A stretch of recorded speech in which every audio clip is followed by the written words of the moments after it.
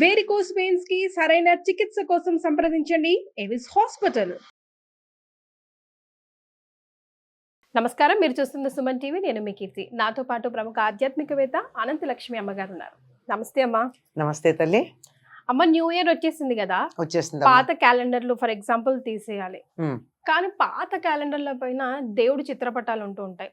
చాలా వస్తువుల పైన ఫర్ దట్ మ్యాటర్ దేవుడి వస్తువులు ఉంటే అవి ఏం చేయాలి అర్థం కావట్లేదమ్మా. ఏం చేయాలంటారు? చాలా సమస్యనమ్మా. క్యాలెండర్ల గురించే కాదు, మనం దీపావళికి కొంటే లక్ష్మీ బాంబు అని లక్ష్మీ అమ్మవారి ఫోటో ఉంటుంది దాని మీద. ఇప్పుడు రావట్లేవమ్మా. పోట్లాడి పోట్లాడి పోట్లాడి మీ పోటీ వాళ్ళు పోట్లాడాం, అదే అంటున్నా. అలాగే నిన్ననే ఎవరు అడిగారు, బియ్యపు రవ్వ కొనుక్కున్నారట, కవర్ మీద అమ్మవారి లలిత బ్రాండ్ ఏదో సమ్ బ్రాండ్ లలిత అమ్మవారి ఫోటో ఉంది ఆ కవర్ మీద. దాన్ని ఏం చెయ్యాలి? మరి ఏం చెయ్యాలి? నగలు కూడా వచ్చేస్తున్నాయి. మరి నగలైతే పర్వాలేదు, అలంకరించుకుంటాము, బంగారమే గనక లోపల పెట్టుకుంటాము. కానీ అన్ని వేళలా వేసుకోవడానికి కుదరదు కదమ్మా. అప్పుడు ఏంటి పరిస్థితి? అట్లాంటప్పుడు వేసుకోరు కదా. సాధారణంగా సంప్రదాయం తెలిసినటువంటి వాళ్ళు ఇలాంటి నగలు మామూలుగా నిత్యం వేసుకునేవి కాక మామూలు నగలన్నీ రోజు వేసుకోరు కదమ్మా. పెళ్లిళ్ళకో పేరెంటాలకో వేసుకుంటారు. అట్లాంటప్పుడు వేసుకోకూడని సమయాల్లో పెళ్లిళ్ళకే వెళ్ళేవారు కాదు పూర్వం. అంచేత సమస్య రాలా. ఇప్పుడు వెళ్తున్నారు. మనం కరెక్ట్ ఉన్నా మన చుట్టుపక్కల వాళ్ళు ఎలా ఉంటారు అవి సమస్య ఏం లేదు. చుట్టుపక్కల వాళ్ళతో మనకి సంబంధం ఏం లేదంటారు. నగల వరకే ఎక్స్క్యూజ్ నగలు వేసుకోవటం. అరే వీటన్నిటిని ఏం చెయ్యాలి? అలాగే శుభలేఖలు. మీరు క్యాలెండర్లు ఒకటే చెప్తున్నారు, ఒక్కొక్క శుభలేఖ ఎంతంత ఖరీదు ఉంటుందమ్మా. మామూలు middle class are lower middle class అని చెప్పి పెళ్లి చేయడమే చాలా కష్టపడుతున్నాం అనేటటువంటి వాళ్ళు వేసేటటువంటి శుభలేఖ ఖరీదు 25-30 రూపాయలు ఉంటుంది కనీసం, మినిమంలో మినిమం. అవునమ్మా. దాని మీద అందరి దేవుళ్ళ ఫోటోలు. ఏం చేయాలి ఇవన్నీ? ఏం చేయాలి? పూర్వం అయితే ఒకటో ఇద్దరో ఎక్కడో ఉండేవాళ్ళు, ఇప్పుడు అందరికీ పంచుతున్నారు. వచ్చారో లేదో తర్వాత మాట. వీటన్నిటిని ఏం చేయాలంటే పెద్ద సమస్య. మనం తెరిచి కూడా చూడట్లేదు. ఈ ఇన్విటేషన్స్ ఇస్తే బాగుంటుందేమో అనిపిస్తుందమ్మా. వాట్సాప్ ఇన్విటేషన్లే చాలా అనిపిస్తుంది. ఈ శుభలేఖ ఇచ్చాక కూడా ఈ మధ్య ఏం చేస్తున్నారు, ఈ ఇన్విటేషన్స్ పెడుతున్నారు, జెంటిల్ రిమైండర్ అని చెప్పి. దానికి ఒక చిన్న అదే వీడియో యాడ్ చేసి చక్కగా వీడియో చేసి పెడుతున్నారు కదా. వీడియో అన్నా పెడుతున్నారు, లేకపోతే జెంటిల్ రిమైండర్ అని చెప్పి దానికి ఇంతకు ముందు పర్సనల్ గా ఇన్విటేషన్ ఇచ్చుంటే దానికి స్కాన్ చేసిన ఫోటో ఒకటి పెట్టి ప్లీజ్ డూ రిమైండ్. ఇలా ఇది బానే ఉందని అనిపిస్తోంది. నేను చాలా మందికి చెప్తాను, ఇంట్లో ఉంటారమ్మా శుభలేఖ ఇవ్వడానికి వస్తున్నాం అంటే ఇవ్వడానికి రావద్దండి, మీ సమయం వృధా చేసుకోకండి, స్కాన్ చేసింది పెట్టండి, మీరు పర్సనల్గా వచ్చినట్టు నేను భావిస్తాను, నాకు అనుకూలమైన ఆ రోజు ఊళ్ళో ఉంటే తప్పకుండా వస్తాను అని చెప్తా. నిజంగానే పెడతా కూడా, అదేం పట్టింపు లేదు, ఫోన్ చేసి చెప్తే చాలు. ఇప్పుడు ఇవన్నీ కాకుండా ఇవన్నీ పెడితే ఏం చేస్తారు? ఎవరింటికన్నా వెళ్ళి చూస్తే ఏం కనపడుతుందమ్మా? చాట కనపడకపోతే పెళ్లి శుభలేఖ మీద చెత్త ఎత్తేటటువంటి సందర్భాలు చాలా చూస్తున్నారా లేదా? అవునమ్మా, నిజమే కదా. అలాంటివన్నీ కనపడుతున్నాయి. వీటన్నిటి నుంచి ఏం చేయాలని చాలా మందికి సందేహం. పూర్వకాలం అయితే ఎలా ఉండేది అంటే, పూర్వకాలం అంటే కొద్ది కాలం మా చిన్నతనంలో ఒక క్యాలెండర్ దేవుడిది ఉంది అంటే వెతుక్కుని తెచ్చుకునేవాళ్ళు. దాని మీద పంచాంగం ఉండదు, ఊరికే తేదీలు ఉంటాయి అంతే, పంచాంగం వ్యవహారం ఏమి ఉండదు. దాని తర్వాత ఫోటో కట్టించుకునేవారు. మీరు గనక చూసినట్టయితే పూర్వం ఎస్ మార్క్ బీడీలు, 30 మార్కు బీడీలు, అది చిన్న మూల ఎక్కడో ఉన్న దేవుడి ఫోటోలు మీకు కనపడతాయి పాతకాలంవి. అంటే వాళ్ళు అలా వేసేవాళ్ళు, వీళ్ళు కట్టించుకునేవాళ్ళు. ఇప్పుడు అట్లా కాదు కదా. ప్రచారం కోసం ప్రతి వాళ్ళు ఫోటోలు క్యాలెండర్లు వేస్తున్నారు. అలాగే శుభలేఖలు, అలాగే అనేకమైనటువంటి వస్తువుల తాలూకు అన్ని వీటన్నింటివి మీద ఉంటున్నాయి. వీటిని ఏం చేయాలన్నది ఎప్పటికైనా సమస్యగానే ఉంది. ముందు ఉన్న వాటిని చూస్తూ ఏం చేయాలో తర్వాత చెప్పుకుందాం. ఉన్న వాటిని ఏం చేయాలంటే వీటన్నింటినీ తీసుకుని చక్కగా ఒక మంచి రోజు ఒక ఫుల్ బకెట్లో నీళ్లు పెట్టి ఆ నీళ్లలో నానబెట్టండి. దాని మీద ఉన్నటువంటి బొమ్మలన్నీ కరిగిపోతాయి కదా. కానీ ఇప్పుడు ప్లాస్టిక్ వస్తున్నాయి కదమ్మా, అవి కరగవేమో. పేపర్ అయితే ఓకే, పేపర్వే నేను చెప్పేది. క్యాలెండర్లు అలాగే ఉంటాయి కదా, ఎంత లేదన్నా 1-2 రోజులకి నానతాయి. నానిన తర్వాత దాని మీద మీకు ఎటువంటి బొమ్మ ఉండదు. అటువంటి ఆ కాగితాలని తీసి, కాగితం ఎప్పుడు కూడా ఎప్పుడైతే నీళ్లలో ఉండి రంగు అంతా పోయిందో ఆ కాగితాన్ని కుండీలో పడేస్తే మట్టిగా మారుతుంది కాస్త 6 నెలలకి. శుభ్రంగా అది పడేయచ్చు. మనకి లేవనుకో, మొక్కలు పెట్టుకునే కుండీలు లేవనుకో, చెత్తలో కూడా పారేసేయచ్చు. ఈ నీళ్లు మాత్రం ఎవరు తొక్కని చోట పారబోయాలి. మొక్కలకు వేసేస్తే సరిపోతాం కదమ్మా, మొక్కలకు వద్దు. ఎందుకు అంటే అవన్నీ రసాయనాలు కదా, రంగు రసాయనాలకు మొక్కలు పాడైపోతాయి. అందులో మొక్కలు ఎప్పుడన్నా మనం చెత్త కూడా పడేసే ప్రమాదం ఉంది, పనికిరాని నీళ్ళు అవి. అంచేత ఎవరు తొక్కని చోట పోయాలి. అదొక పద్ధతి. ఎన్నని చేస్తామా, సంవత్సరం అంతా ఇలాంటి పనులే చేసుకుంటూ పోతామా?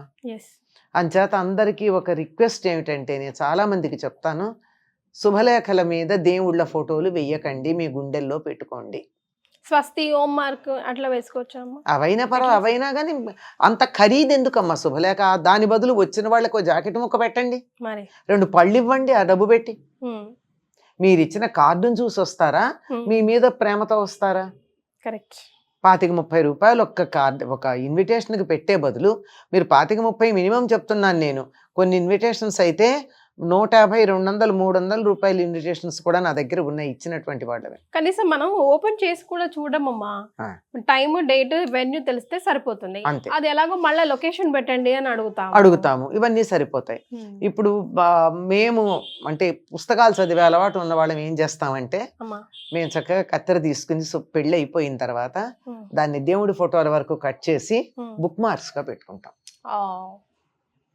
అంతవరకు, మొత్తం అంతా కాదు. ఎంత ఏదో వెంకటేశ్వర స్వామి ఫోటో పెడతాడు, అది కూడా వెంకటేశ్వర స్వామి ఫోటో మామూలుగా పెట్టరు కదా, గోల్డెన్ కలర్ పెడుతూ ఉంటారు, కొంచెం ఉబ్బెత్తుగా కూడా ఉంటాయి. బాగానే ఉంటుంది బుక్ మార్క్ గా. మన రామాయణం చదువుకుంటేనో మరొకటి చదువుతేనో బుక్ మార్క్ గా. ఇవన్నీ ఇలా కట్టలో ఒక చిన్న అట్టపెట్టెలో పెట్టేసి, ఇలాంటివన్నీ పుస్తకం చదువుతున్నప్పుడల్లా ఒక్కొక్క పుస్తకంలో ఒక్కొక్క బుక్ మార్క్ గా వాడతాం. కానీ ఎన్నని వాడతాం, అది కూడా ఎన్నని వాడతాం. అందుకని పిల్లలకి ఇచ్చి వాళ్ళతో కూడా చేయించి, ఇది జాగ్రత్త, ఎప్పుడు చింపకండి, దీన్ని పుస్తకాన్ని ఇలా ఎంగిల్ చేతులతో తీయకండి, దీన్ని ఇలా ముట్టుకోకండి, గుర్తుపెట్టుకోవడానికి ఇది ఉంటాయి. పుస్తకాన్ని ఎప్పుడు కూడా మడవడం, దాంట్లో అండర్లైన్ చేయడం, నోట్సులు రాయడం, ఇవన్నీ ఎందుకో నాకు అగౌరవపరిచినట్టు అనిపిస్తుంది. ఇప్పుడు మార్చేసుకోవాలంటే, తప్పు ఉందంటే కరెక్ట్ చేసుకోవచ్చు.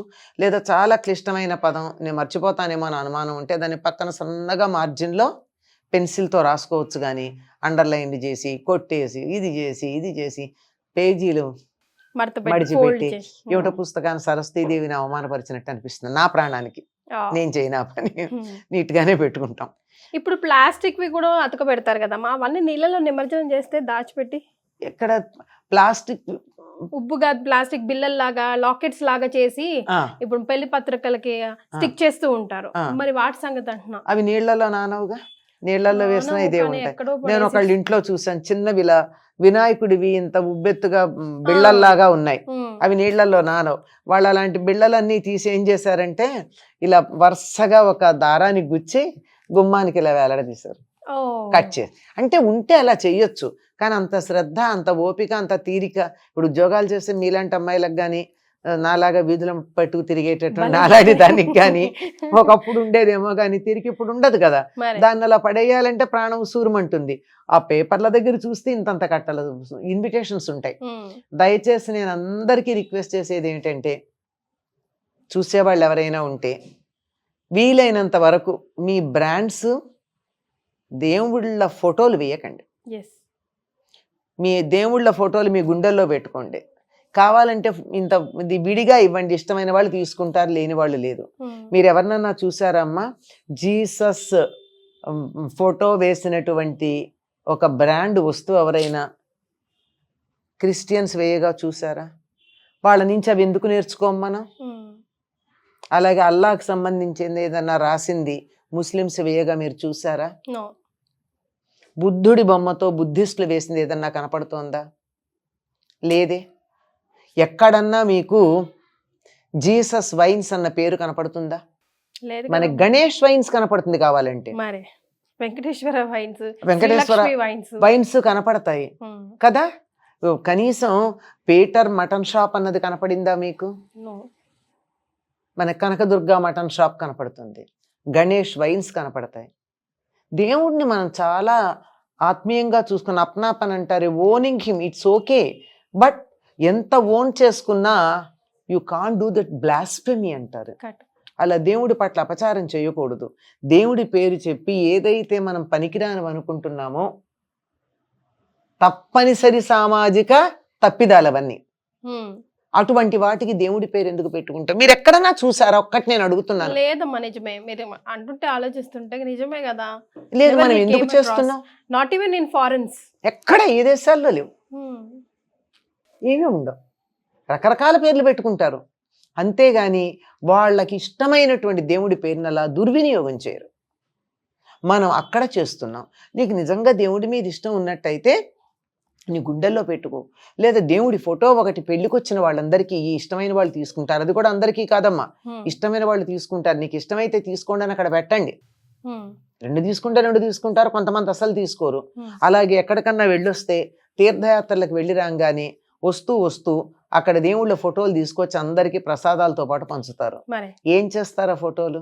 నాకు 10 మంది ఫ్రెండ్స్ ఉంటే 10 మంది కాశీ కడితే 10 మంది నాకు విశ్వనాథుడి బొమ్మను ప్రసాదం తెచ్చిస్తే ప్రసాదాలు తింటాను, గంగ ఇస్తే పెట్టుకుంటాను, అవసరం ఉంటే వాడతాను. 10 విశ్వనాథుడి ఫోటోలు నేనేం చేసుకుంటాను? ప్రాక్టికల్ గా ఉండాలి కొంచెం, అది ఆలోచించాలి. మనం మతం మీద, దైవం మీద, మతం అనే పదం కూడా చాలా సంకుచితం, అది వాడను నేను సాధారణంగా. దైవం మీద మనకి గౌరవం ఉంటే, భక్తి ఉంటే దాన్ని భక్తిగా ప్రదర్శించండి, వెర్రిగా పిచ్చిగా చేయకండి. ఏమో పెట్టుకున్నారు, ఫలానా లక్ష్మీదేవి పేరు పెట్టుకుంటే కలిసి వస్తుందని పెట్టుకున్నారు, అంతవరకు పెట్టుకోండి, పర్వాలేదు. కానీ అందువల్ల ఆవిడ ఫోటోలు వేసేసి అవన్నీ ఇవి చేసేసి చేయాల్సిన పని లేదు కదా. మీకు ఓపిక ఉంటే చక్కగా ఆ క్యాలెండర్కి అయ్యే ఖర్చుతో మామూలు క్యాలెండర్ వేసి ఒక చక్కని వెండి లక్ష్మీదేవి రూపు లాంటిదో ఆ ఖరీదుకి రానే వస్తుంది, ఇవ్వచ్చుగా.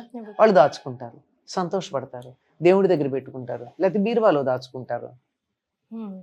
అంతేగాని ఏమో నాకెందుకు అలా చేస్తే బాధ అనిపిస్తుందమ్మా. 100% అమ్మా. ఆ దైవాన్ని మనం బజార్కి ఇడ్చామా, రోడ్డును పడేసామా, మనకంత అవసరమా, ఎందుకు ఇది అంటే? ఆయనకు అవేం లేవు, ఆయనకు అదేం పర్వాలేదు అసలు. సమస్తాన్ని సమంగా చూసే భగవంతుడికి మనం రోడ్డు మీద పెట్టామా, పక్కన పెట్టామా, మనకుంది కదా, మనకు ఆ రకమైన ఇది ఉంది కదా. చాలా బాధ అనిపిస్తుంది. కానీ ఉన్న వాటిని ఏం చెయ్యాలి అంటే, ఇదిగో నీళ్ళల్లో వేసి కరిగించేసి ఆ నీళ్ళు ఎక్కడ తొక్కని చోట పోసి ఆ అడుగునున్నటువంటి పల్పు బయట పడేసేయండి. లేదా ఓపిక ఉన్నటువంటి వాళ్ళు బుక్ మార్క్స్గా కట్ చేసి, అప్పుడు కొద్దిగా ఉండేవి కనుక చేసేవాళ్ళం. ఇప్పుడు రోజుకు 100 వస్తూ ఉంటే ఏం చేస్తాం? చేయగలిగినంత చేస్తాం, లేనటువంటి వాటిని అక్కడ పెట్టుకుంటాం. విన్నారు కదా అమ్మ చెప్పింది, కాస్త ఆలోచించండి. మీరు విన్నది, నేర్చుకుంది అమ్మ ద్వారా, ఈ వీడియో ద్వారా 10 మందికి షేర్ చేయండి. చాలా సంతోషం అమ్మ, ధన్యవాదాలు. నమస్తే.